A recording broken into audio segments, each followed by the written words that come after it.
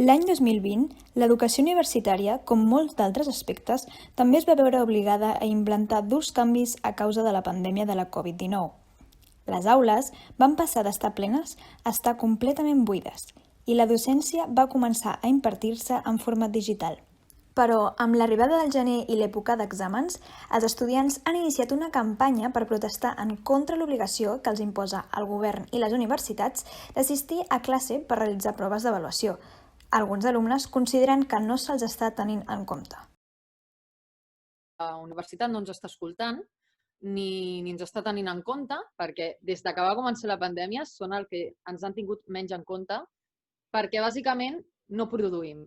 És a dir, si no produïm diners, no interessa, tampoc fa falta cuidar-nos, que no hauria de ser així perquè al final hem pagat una matrícula, però per tant, com que ja l'hem pagat, ja no fa falta tenir-nos contents. La qualitat de l'educació que reben els joves sempre ha estat un focus de debat.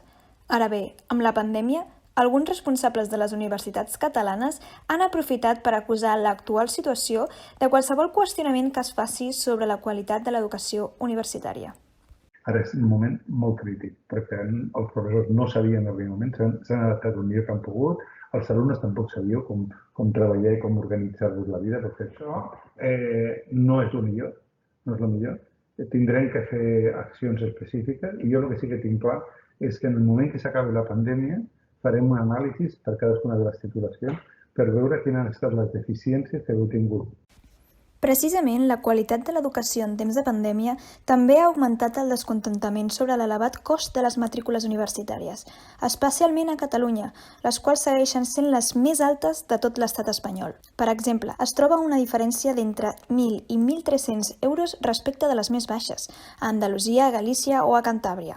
A més, al nostre territori el preu augmenta encara més depenent de la carrera. Tot i la posada en marxa de la docència virtual i els dubtes sobre la qualitat de l'educació que rebem, els preus de les matrícules segueixen sent alts i ningú sembla fer res al respecte.